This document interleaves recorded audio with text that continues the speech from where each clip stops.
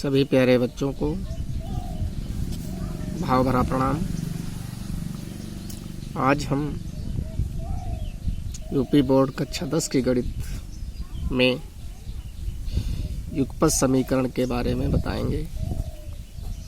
युगपत समीकरण क्या है, उसकी परिभाषा। युगपत समीकरण में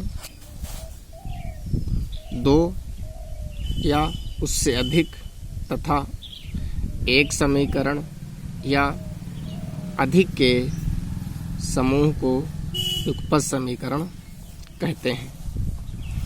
इसमें दो चर पद होने चाहिए, x, y, a, b या अन्य कोई चर पद।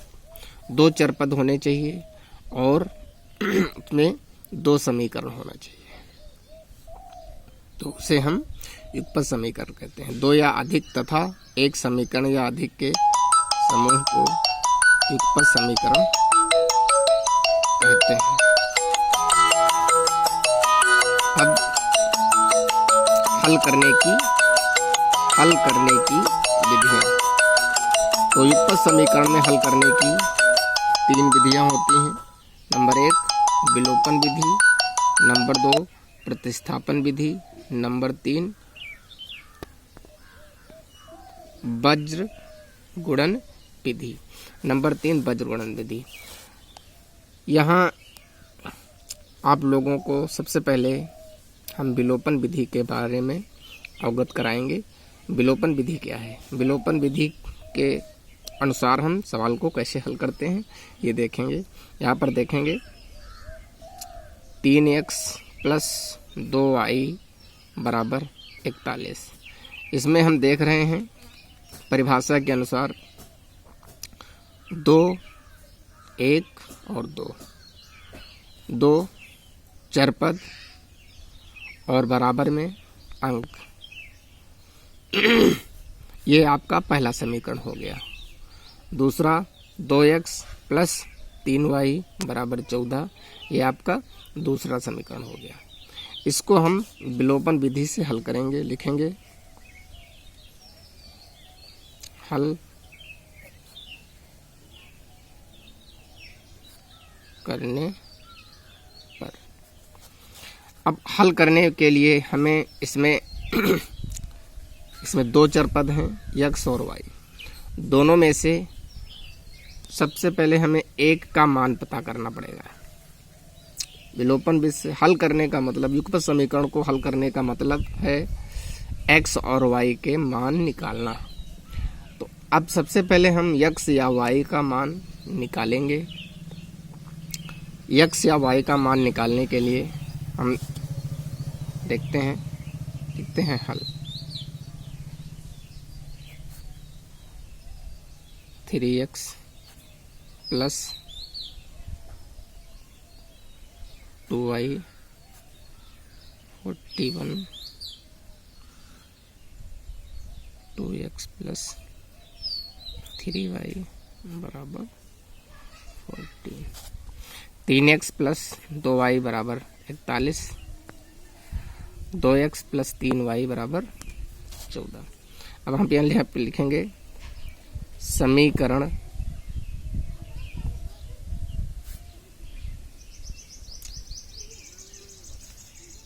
एक को 2 से तथा समीकरण 2 को 3 से गुणा करने पर। यहाँ पर हम पहले समीकरण को 2 से गुणा करेंगे और दूसरे समीकरण को 3 से गुणा करेंगे। अब यहाँ पर हम गुणा कर रहे हैं, देखिए x का गुणांक आपका है 2। पहला समीकरण को हमें किससे गुणा करना है, 2 से गुणा करना है। पहले समीकरण को 2 से गुणा करना है, तो 2 तियां 6x प्लस 2 दूना 4y बराबर 2 एकम 2, 2 चौको 8। इसको हम मान लेते हैं समीकरण 3। समीकरण 2 को गुणा करना है, समीकरण 2 को गुणा करना है 3 से, तो 3 दूनी 6x प्लस 3 त्रिका 9y बराबर 14 तियां 42।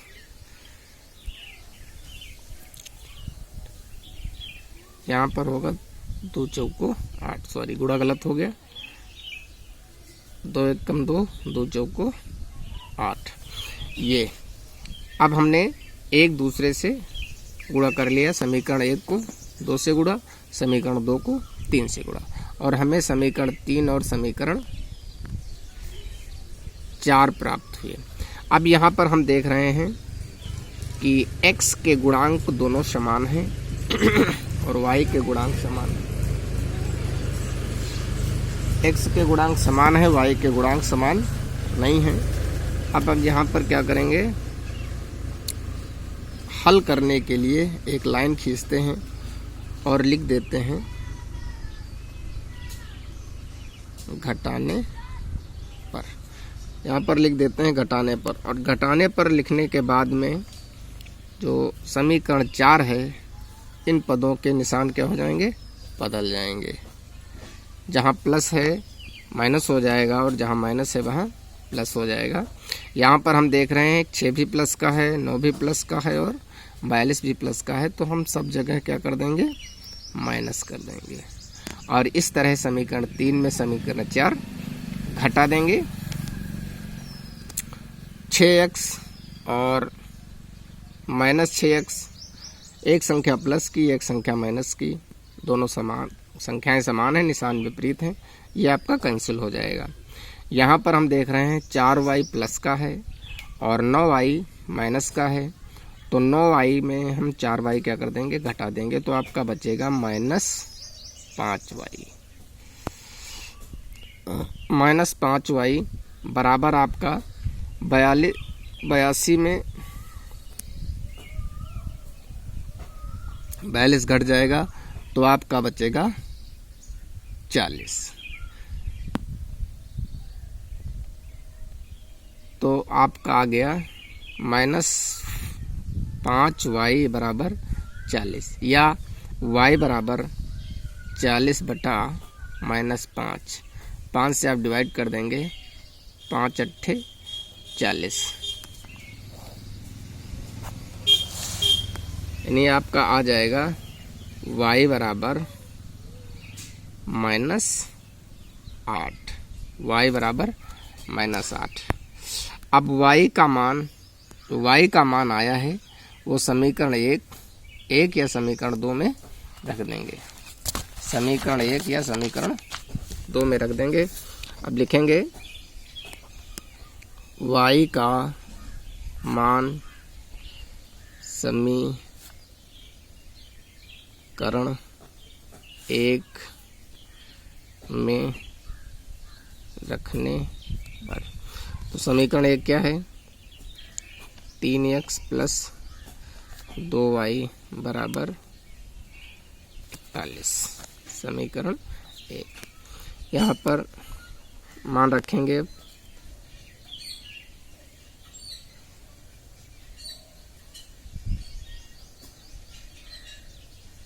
3x प्लस 2 × अब जो y का मान आया है, वो y का मान हम y के स्थान पर रख देंगे। कितना आया है, -8 बराबर 41। 3x माइनस प्लस माइनस 8 दूनी 16 बराबर 41। 3s, अब इसको क्या कर देंगे हम, अब पक्षांतर कर देंगे, पक्षांतर कर देंगे, गिनती एक तरफ हो जाएंगी और अक्षर एक तरफ हो जाएंगे, चर पद एक तरफ और अचर पद एक तरफ।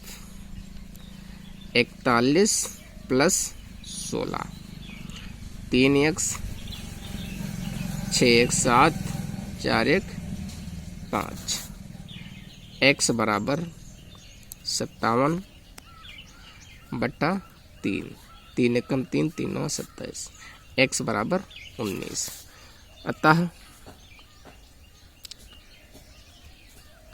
x बराबर 19 और y बराबर -8, ये हैं आपके युगपत समीकरण के हल। जो x का मान आया है वो है 19 और जो y का मान आया है वो है आपका 8। अब